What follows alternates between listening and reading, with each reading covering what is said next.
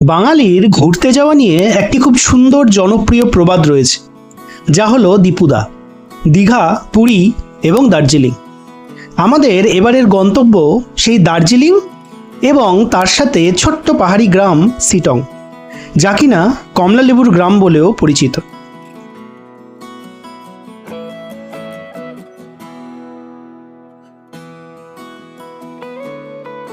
যেদিকে দুচোখ যায় পাহাড়ের দুপাশে গালিচার মতো চা বাগান, আর সঙ্গে রাশি রাশি মেঘ।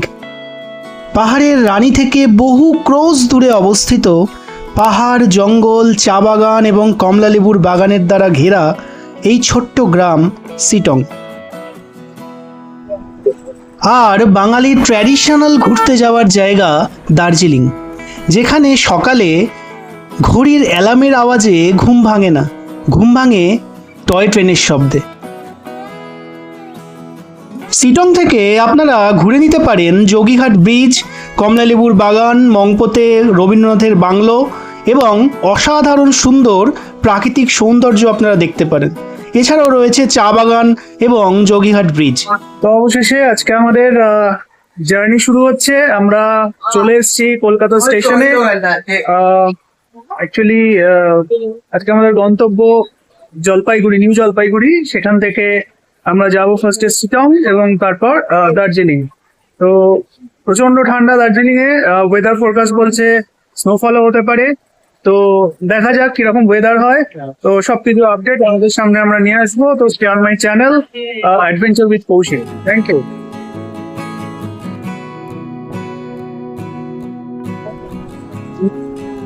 মার্চ 1, 2026।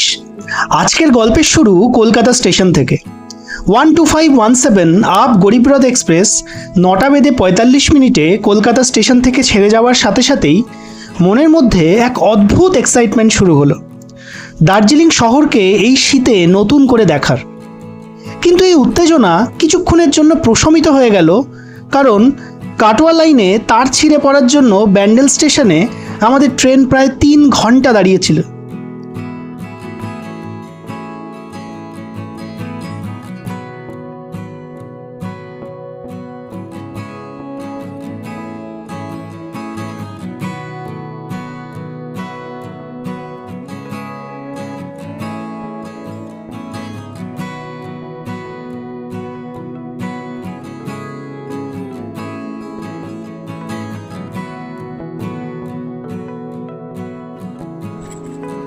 ট্রেন ছাড়ার অপেক্ষা করতে করতে কখন যে ঘুমিয়ে পড়েছিলাম খেয়ালই নেই।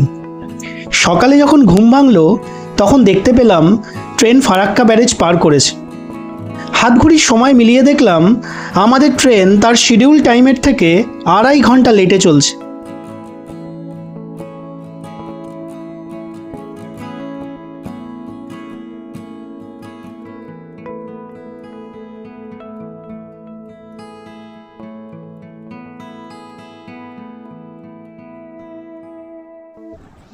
অ্যাজ ইউজুয়াল আমাদের ট্রেন তার নির্ধারিত সময়ের থেকে প্রায় 3.5 ঘন্টা লেট করে সেদিন এনজিপি রিচ করেছিল। ট্রেন অনেক লেট থাকায় আমরা পূর্ব পরিকল্পিত প্ল্যানকে রিশিডিউল করে রওনা দিলাম সিটংয়ের উদ্দেশ্যে।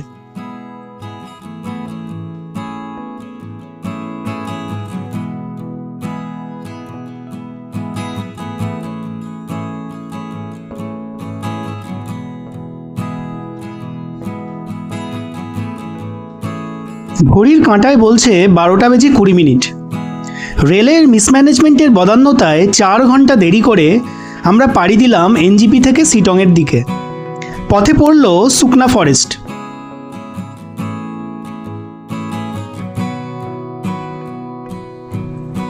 গাড়ি যখন সুকনা ফরেস্টের মধ্যে দিয়ে যাচ্ছে তখনই দেখতে পেলাম জঙ্গলের মধ্যে থেকে বারবার উকি দিয়ে বারবার জানান দিচ্ছে ভানুবাবু। এই সময়টা কেন জানি না আমার বড্ড বেশি প্রিয়। আরও বেশি প্রিয় সেটা হলো সমতল এবং পাহাড়ের মেলবন্ধন করা রোহিণীর এই রাস্তাটি। নর্থ বেঙ্গল তো কমবার আসা হলো না, কিন্তু প্রত্যেকবার এর নতুন রূপ দেখতে পাই। এই যেমন এখন শীতের প্রভাবে একটু কেমন যেন বয়স হয়ে গেছে, কিন্তু বর্ষার ছোঁয়া পেলেই আবার যেন টকবগে তরুণ হয়ে উঠবে। শিটং যেতে গেলে আপনারা তো জানেন কার্শিয়াং এবং চিমনি হয়ে যেতে হবে।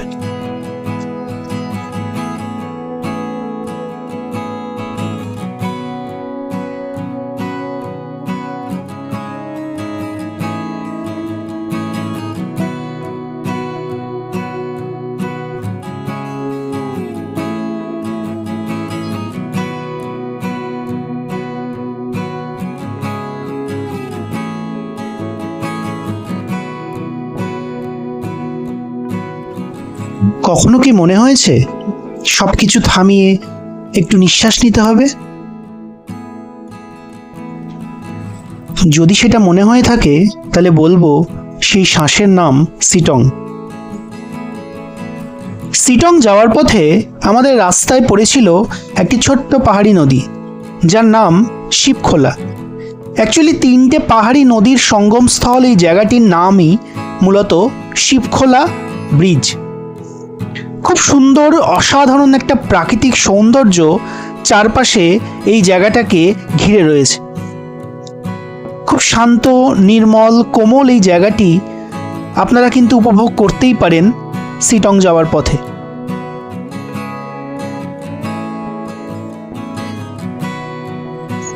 এখানে একটি ছোট্ট শিব মন্দির রয়েছে, যে মন্দিরটিতে আপনারা চাইলে পুজোও দিতে পারেন।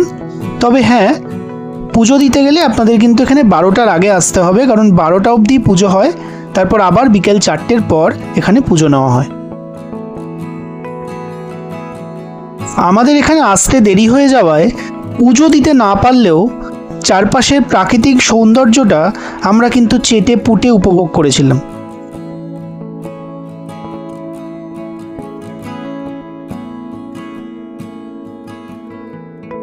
ট্রেন লেট হওয়াতে সেখান থেকে শিলিগুড়িতে তাড়াতাড়ি আমাদের গাড়ি ধরতে হবে বলে আমরা ব্রেকফাস্টটা মিস করে গেছিলাম। তাই এখানে একটা ছোট্ট ধাবাতে বেশ টেস্টি একটা ম্যাগি দিয়ে আমরা ব্রেকফাস্ট সেরেছিলাম। আমরা এখন আছি শিবখোলা বলে একটা জায়গা। খুব সুন্দর জায়গাটা। এর যে প্রাকৃতিক সৌন্দর্যটা চারপাশে খুব সুন্দর, এবং আজকে ওয়েদারটাও খুব সুন্দর আছে। ঠান্ডা, মডারেট। পেছনে দেখছেন এই দুটো নদীর সঙ্গমস্থল, আর আমার ঠিক পিছনে দেখতে পাচ্ছেন এইটা হচ্ছে শিব মন্দির, আর এবং পেছনে এই ব্রিজটি। এই 3টি পয়েন্টের সঙ্গমস্থল। খুব সুন্দর এই জায়গাটি। এখানে আসলে এই রাস্তা দিয়ে গেলে অবশ্যই এই শিবখোলা একটু দাঁড়াবেন, এখানে ফটো তুলবেন। এখানে যে ধাবাটা, সেখানকার ম্যাগিটাও খুব সুন্দর, আপনারা চাইলে টেস্ট করতে পারেন। অবশ্যই এই জায়গাটা কিন্তু অবশ্যই আপনারা দেখবেন, মাস্ট ট্রাই।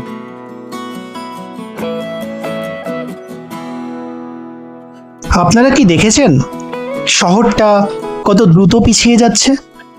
হয়তো শহর নয়, আমরা দূরে চলে যাচ্ছি কোলাহল থেকে। শিলিগুড়ি পেরিয়ে পাহাড়ি বাঁকগুলো যখন একের পর এক খুলতে থাকে, তখন বোঝা যায় এই যাত্রা শুধু জায়গা বদলের নয়, মন বদলের।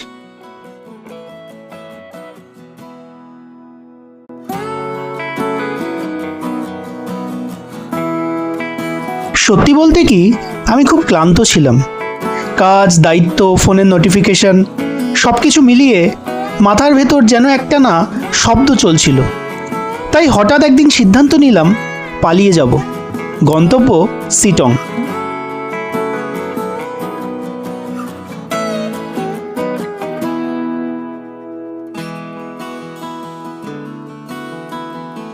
শিলিগুড়ি থেকে গাড়ি ছাড়তেই শহরটা ধীরে ধীরে মিলিয়ে গেল। রাস্তা সরু হতে লাগলো, বাঁক বাড়তে লাগলো, আর আমার ভেতরের চাপ আস্তে আস্তে কমতে লাগলো। প্রথমবার বুঝলাম কখনো কখনো গন্তব্য নয়, পথটাই আপনাকে বদলে দেয়।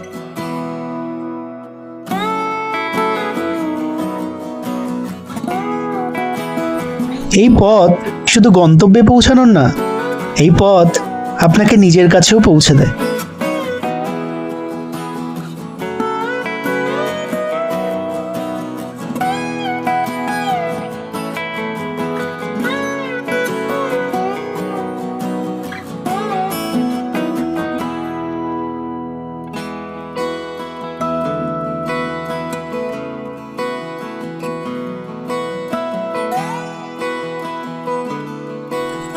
সিটং পৌঁছে প্রথম যে জিনিসটা চোখে পড়ল তা হলো অসংখ্য কমলালেবু।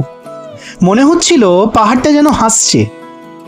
একটা গাছের নিচে দাঁড়িয়ে ভাবছিলাম, এই ছোট্ট গ্রামটা কত সরল। এখানে কেউ তাড়াহুড়ো করে না। Our hearts beat to the city streets. We began to feel the fire. We rise like tall buildings. আমাদের হোমস্টে কিতান কার্তিক, অ্যাকচুয়ালি এটা মিডল সিটংয়ে, কিন্তু খুব সুন্দর জায়গা এই হোমস্টেটা। দেখছেন চারপাশে ভিউটা, এই বারান্দা থেকে একদম পুরো রেঞ্জটা দেখা যাচ্ছে। আর এটা আমাদের রুম, এখানে একটি বেড আর একটা বেড, তিনজনে থাকার জন্য সাফিসিয়েন্ট। ডেকোরেশনটা দেখছেন খুব সুন্দর, খুবই সুন্দর ডেকোরেশন। আর সবচেয়ে বড় ব্যাপার যেটা, সেটা হচ্ছে এই দেখুন জানলা দিয়ে জাস্ট অসম বাইরে। আর এই টয়লেট, এখানে বেসিন, এখানে একটা আয়না, গিজারও আছে। সব মিলিয়ে দুর্দান্ত একটা আস্তানা আমাদের দুদিনের মিডল সিটংয়ে। এখানে দেখছেন একটা আয়না আছে। আর সবচেয়ে ইন্টারেস্টিং জায়গা হচ্ছে এইটা, এই জানলাটা, যে জানলাটা দিয়ে সরালেই বাইরের রেঞ্জটি দেখা যাচ্ছে পরিষ্কার, যেখান থেকে কাঞ্চনজঙ্ঘা সকালবেলা পরিষ্কার দৃশ্যমান হবে আশা করি।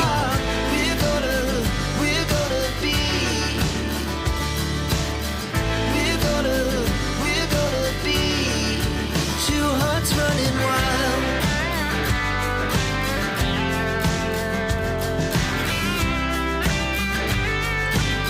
আপনারা ভোরবেলা অন্ধকার পাহাড়ে সূর্যের লাল আভা পড়া কাঞ্চনজঙ্ঘাকে যখন দেখবেন, তখন মনে হবে আপনাদের সমস্যাগুলো পাহাড়ের তুলনায় অত্যন্ত ক্ষুদ্র। সিটংয়ে বিলাসবহুল রেস্টুরেন্ট নেই, কিন্তু আছে এমন কিছু স্বাদ যা হৃদয়ে থেকে যায়। সকালের নাস্তা হোক বা দুপুরের ভাত, সব কিছুই তৈরি হয় বাড়ির রান্নাঘরে, পরিবারের মতো যত্ন নিয়ে। গরম ভাত, ডাল, পাহাড়ি আলু ফুলকপি, ডিম এবং মুরগির ঝোল, আর সঙ্গে থাকে ঘরে বানানো টক মিষ্টি আচার। খাবারের স্বাদ শুধু মশলায় নয়, এখানে মিশে থাকে আন্তরিকতা, হাসি আর পাহাড়ি বাতাসে। কিছু জায়গা আছে যেগুলি মানচিত্রে খুব ছোট, কিন্তু মনে বিশাল। সিটং এমনই এক নাম।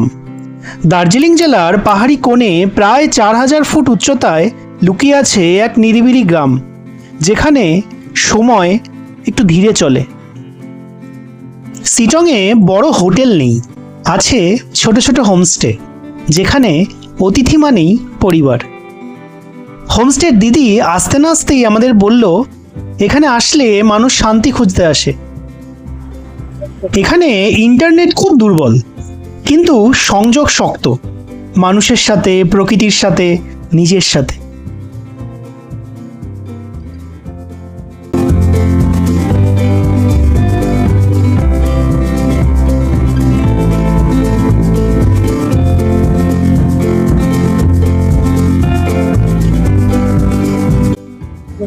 সিটং মূলত পরিচিত অরেঞ্জ ভিলেজ নামেই। নভেম্বর থেকে জানুয়ারি পুরো গ্রাম যেন রঙিন উৎসব চলে এখানে। এই কমলালেবু শুধু ফল নয়, এটা এখানকার মানুষের জীবন, স্বপ্ন আর পরিশ্রমের গল্প। সেদিন কোনো প্ল্যান ছিল না, কোথাও যাওয়ার তাড়া ছিল না, শুধু হাঁটছিলাম সিটংয়ের সেই সরু পাহাড়ি রাস্তায়।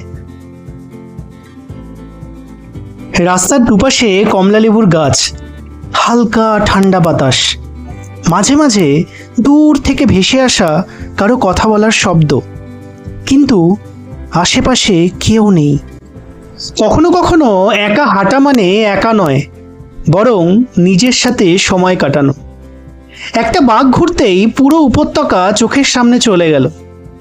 মনে হলো পৃথিবীটা কত বড়, আর আমার দুশ্চিন্তাগুলো কত ছোট। আমি ধীরে ধীরে হাঁটছিলাম, ফোনটা পকেটে, কোনো নোটিফিকেশন নেই, কোনো তাড়া নেই, শুধু আমি আর রাস্তা। শিটংয়ের রাস্তাগুলো খুব ব্যস্ত নয়, এখানে হর্নের শব্দ নেই, আছে শুধু বাতাসের সুর আর নিজের হৃস্পন্দনের শব্দ। সেদিন বুঝেছিলাম ভ্রমণ মানে শুধু নতুন জায়গা দেখা নয়, ভ্রমণ মানে নিজের ভেতরের অস্থিরতাটাকে একটু থামিয়ে দেওয়া। শিটং আপনাকে বিলাসিতা দেয় না বড় বাজার বা কোলাহল। শিটং আপনাকে দেয় নিস্তব্ধতা, স্বস্তি আর নিজের সাথে কাটানো কিছু সত্যিকারের সময়। হয়তো এটাই ভ্রমণের আসল মানে, নিজেকে খুঁজে পাওয়া। শিটংয়ের মানুষ প্রধানত নেপালি সম্প্রদায়ের, তাদের সরলতা এই গ্রামের সবচেয়ে বড় সম্পদ। এই পাহাড়ের কাছেই রয়েছে মংপু, যেখানে সময় কাটিয়েছিলেন কবিগুরু রবীন্দ্রনাথ ঠাকুর। হয়তো এই পাহাড়ের বাতাসেই জন্ম নিয়েছিল কোনো কবিতা।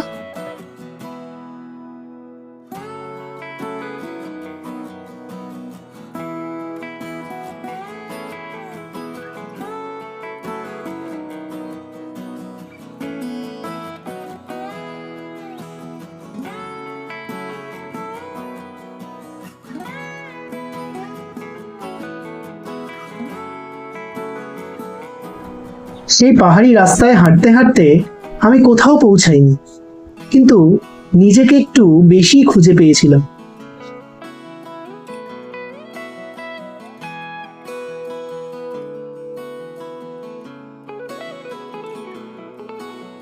ফিরে আসার সময় মনে হচ্ছিল আমি যেন কিছু ফেলে যাচ্ছি, কিন্তু আসলে উল্টোটা হয়েছে।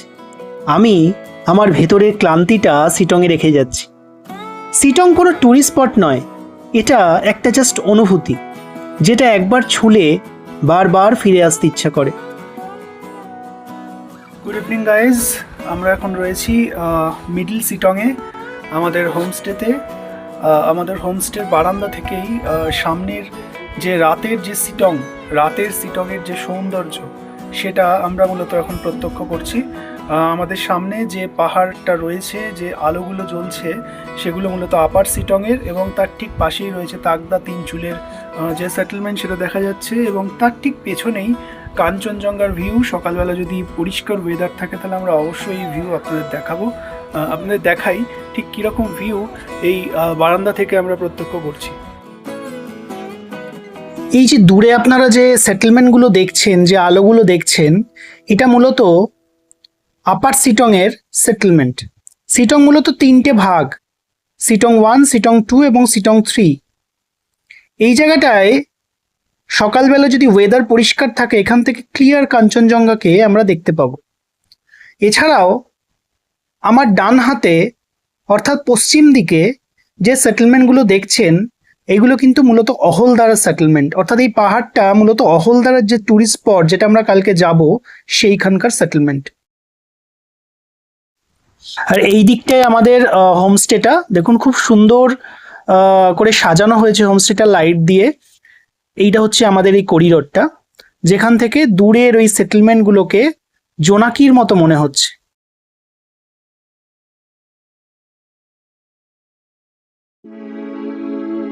ওই দূরের যে আলোগুলো দেখতে পাচ্ছেন, এটা মূলত অহলদারা ভিউ পয়েন্ট।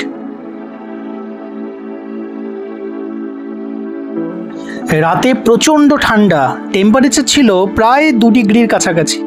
তাই আমরা বেশি রাত না করে দ্রুত ডিনার সেরে সেদিনকে তাড়াতাড়ি লেপের তলায় চলে গেছিলাম। এর পরের ব্লগে আপনাদের দেখাবো মংপো, রবীন্দ্রনাথের বাংলো, যোগীঘাট ব্রিজ, কমলালেবুর গার্ডেন সহ শিটংয়ের বিভিন্ন দ্রষ্টব্য স্থান। ততক্ষণের জন্য গুড বাই।